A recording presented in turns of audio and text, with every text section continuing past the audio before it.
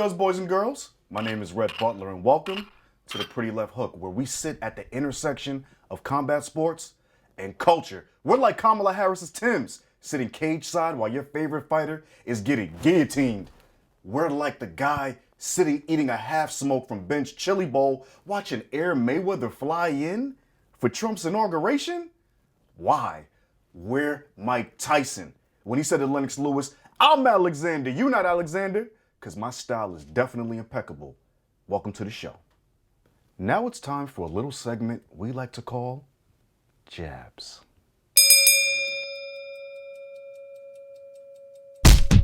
Colby Chaos Covington.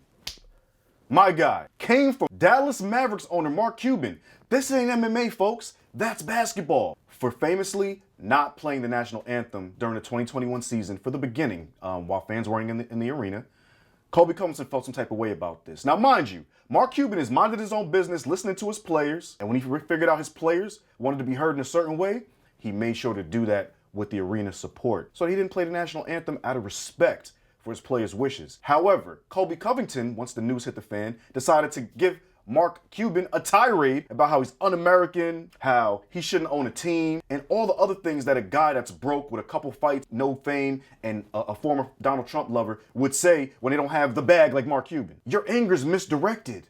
Why wouldn't you point that same lens at Dana White in the UFC, who also don't play the national anthem at MMA fights? You could have been better served by going to your boss, Dana White, and saying, like boxing, why don't we play the national anthem before the main event? Yeah, it might take a little longer.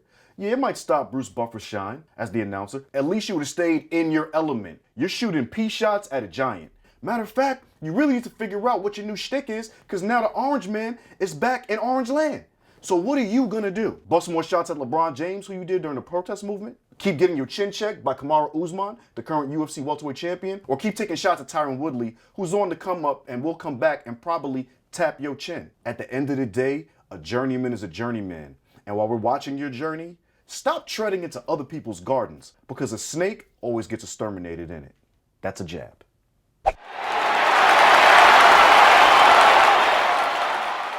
Yo, I had the chance to sit down with my big bro. You know him as the Cutman from Creed, Jacob Stitch Duran. This man has been saving rounds from fighters the likes of Tyson Fury and the biggest MMA stages on the planet.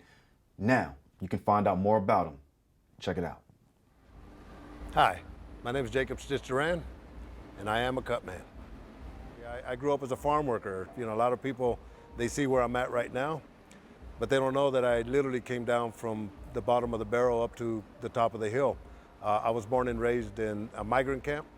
If you look at my birth certificate, it says for the address, CPC number 12, which is the California Packing Company, number 12.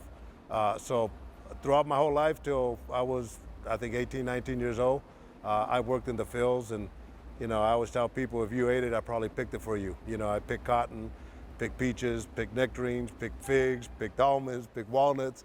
Like I say, if you ate it, I picked it. So from there, my dream was actually to play professional baseball. In high school, Merced College was like 9 miles away from my little town of Planada. I didn't have a car at that time. So I used to go to school with my friends. They would go after school, and I would stay in our practice, and I would literally have to thumb my way back home 9 miles away. You know, growing up in Planada, I was real naive. Nobody really actually gave us the knowledge to go forward. I didn't know about grants. I didn't know about scholarships. So I kind of went to the recruiter, and I joined the Air Force. And that's the start that got me here. We land in Thailand about 4 o'clock in the morning, and it had just finished raining. It's hot and humid, and I walk out, and all these Jeeps drive up, and they got 60 calibers mounted on their Jeeps, and I look up, and there's guards up on their towers, and I'm thinking, what am I doing here? I'm not supposed to be in Vietnam, right? But Utapao, the base I was at, was the base for the B-52s, where they would load them up, go to Nam, drop the bombs, come back, and me as security police, as a cop, our job was to protect the ammo dumps and obviously the base, but the B-52s, and that was a crazy experience, you know, just to think that I was in Southeast Asia. I had friends that were already stationed there like a month before me. So we went downtown to see some fights, and me being Mexican, I'm thinking it's boxing. What do I know? Well, it was Muay Thai. And this guy threw a kick, hit this guy here, knocked him out, and I said, man, I'm in.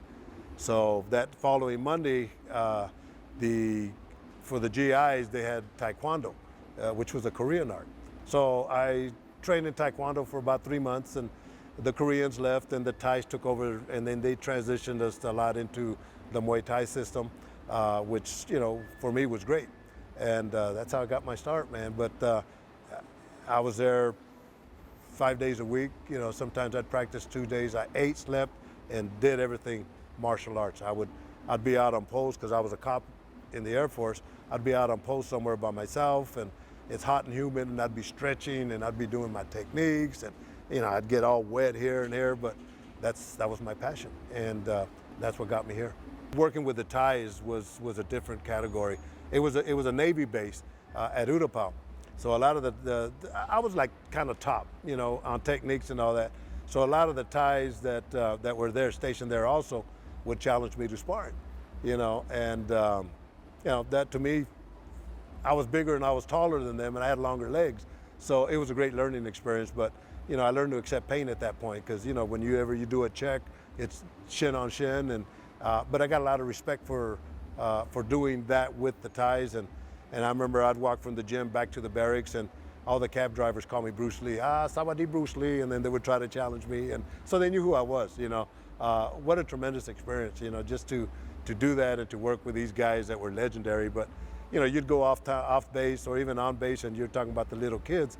They'd be kicking the banana trees. Yeah, they would do that. But everything was as the Latin countries like baseball and the Europeans like football. The Thais loved Muay Thai, and that's they lived on that. Now, I was in the Air Force in Thailand in 1974. Kickboxing in the States was just getting started. It was actually, and that was never my goal, was to be a fighter anyway. I just wanted to learn. But when I got out of the Air Force, I ended up with a corporate America job, R.J. Reynolds Tobacco Company. Had a company car every 3 years. I had a car. When I joined the company, I had a 1975 LTD, and if you guys remember, if you look back at the old days, those were the cars that the federal agents used. So here I am working in the streets of downtown Oakland, and guys would be smoking their joints, and they would put them down, and they thought I was a cop, right? I had a tie, so I had a great job, 8 to 5. So kickboxing was never there. I joined karate tournaments and kind of whooped everybody because my techniques were better than theirs, but my goal was never to be a fighter, and especially now that I had this corporate America job. But I did, when I got into Oakland, I started training in boxing to improve my hands, because the Thais are good with everything. They lack their hands. And from there, I got together with Pete Alvarado, and at King's Gym, we created the first Golden Glove champions out of there. I promoted an amateur fight with Budweiser as my sponsor. So I've always been that entrepreneur and that hustler. And then years later, I moved to the suburbs of Fairfield, and I was training kickboxers. Dennis Alexio at that time was probably the best athlete I ever met in my life. He was a world champion at the light heavyweight, cruiserweight, and heavyweight division in kickboxing. Just a bad dude. And so I was training fighters, and I opened up my own school of kickboxing. I was at one of my accounts, and their store, they downsized it, so they had a whole bunch of room extra. Show you how crazy I was. I opened up that school with just a credit card. I put carpet on the floors. I painted the walls. I got mirrors. I got bags, and people had already known me as a top trainer. So when I had my grand opening, it was already big. So I was training fighters, from get-go. But I had, from kids on up, and ASK was the American School of Kickboxing, and that's how I got started. But in doing that, not only did I train kids and adults, but I had a great stable of kickboxers. I promoted 3 fights, one with Merced College, we co-opted on that, and then 2 at Travis Air Force Base. So that, kind of gave me the incentive, and at that point, I was learning not only be a good trainer, but I was also learning how to be a cut man because of economics. Plus, I wanted to learn as much on the sport as I could.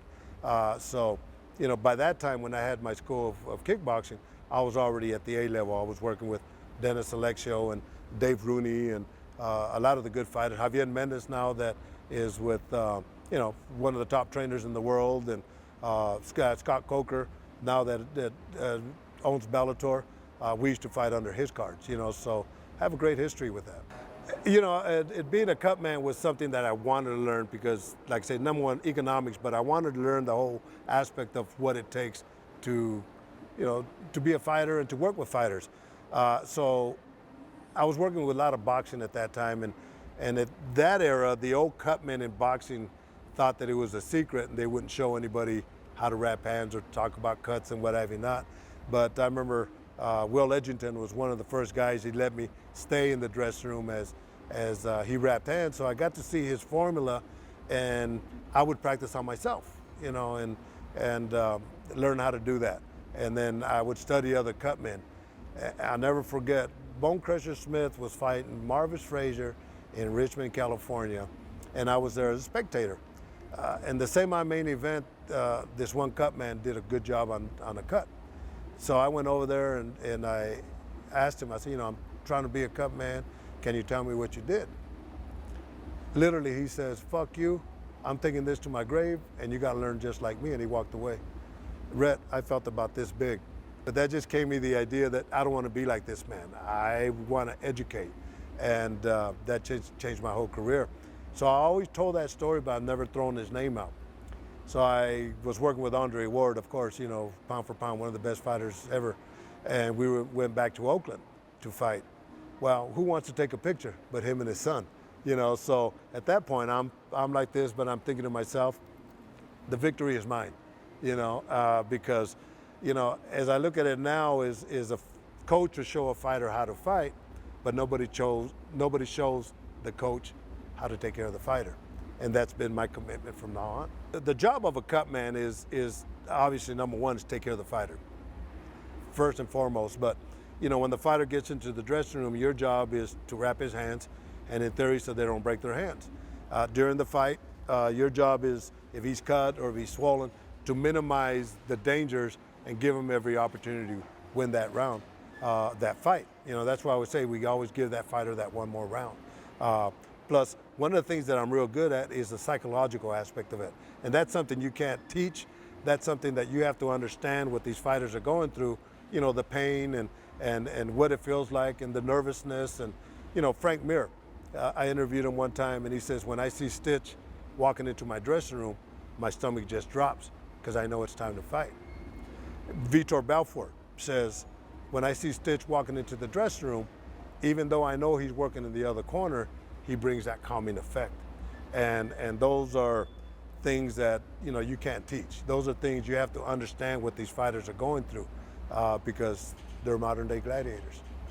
I went through many, many trials and tribulations. I would be at home, I'd wrap my own hands.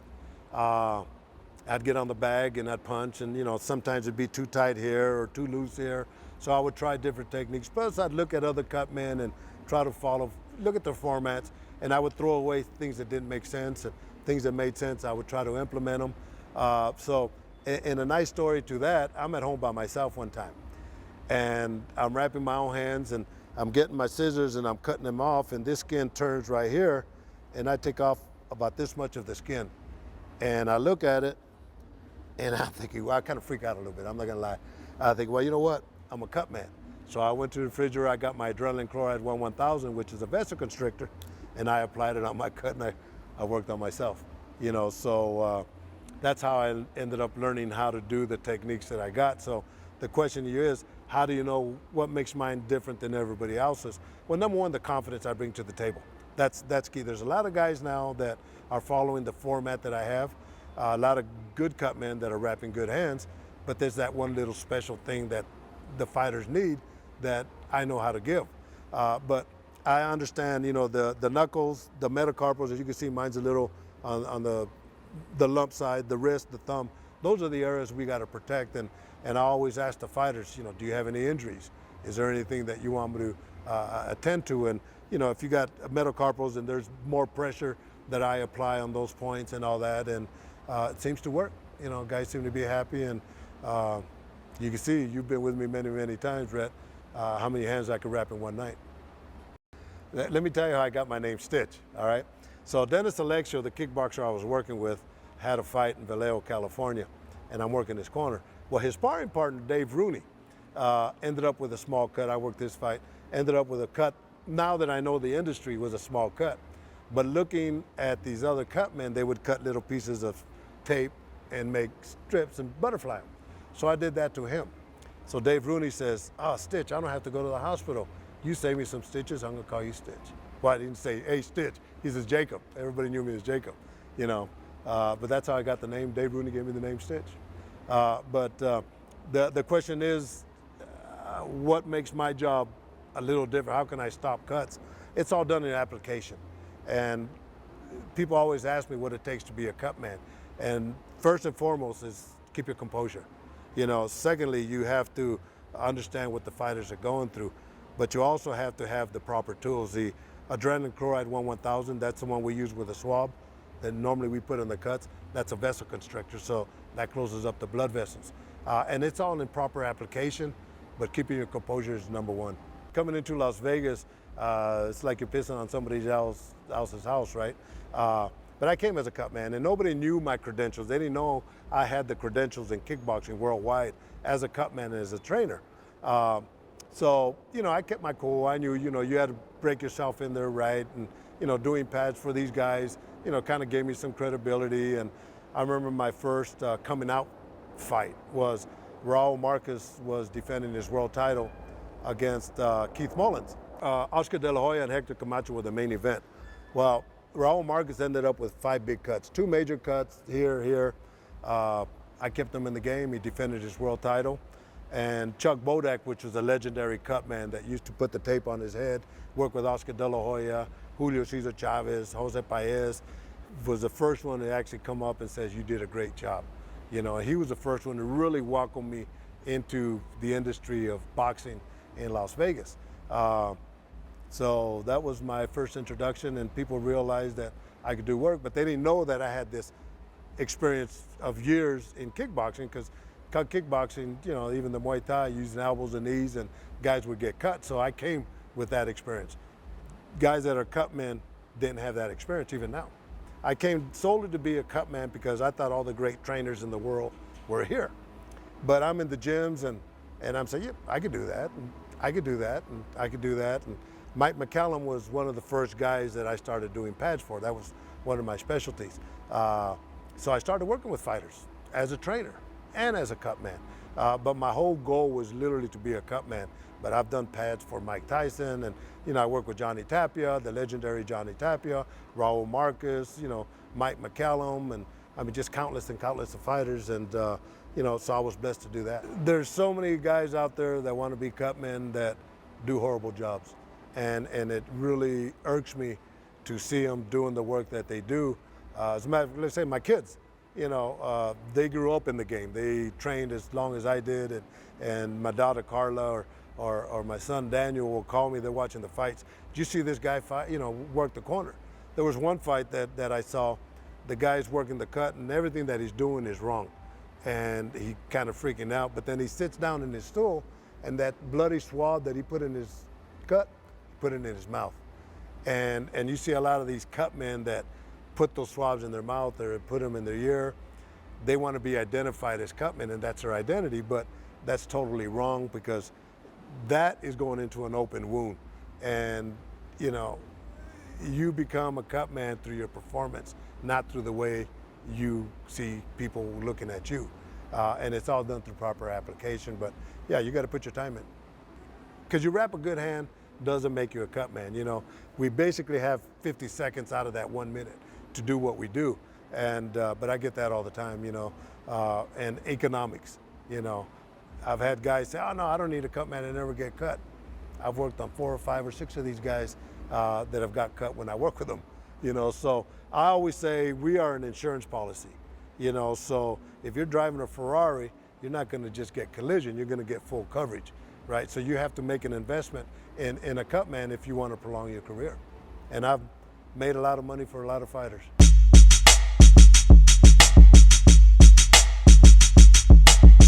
Anywhere you're at, we are too. At Pretty Left Hook. Check us out, and thanks for subscribing.